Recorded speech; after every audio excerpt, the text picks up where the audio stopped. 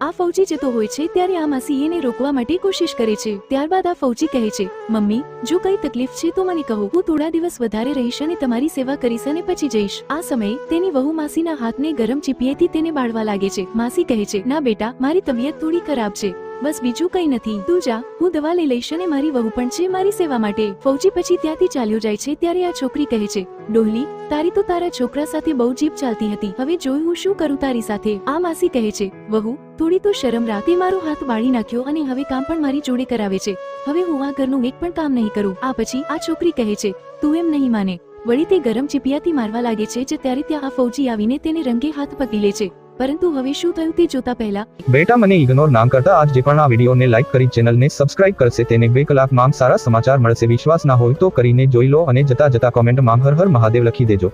પછી આ ફૌજી પોતાની પત્નીને ઘરની બહાર કાઢી દે છે અને પોતાની મમ્મી પાસે માફી માંગી લે છે।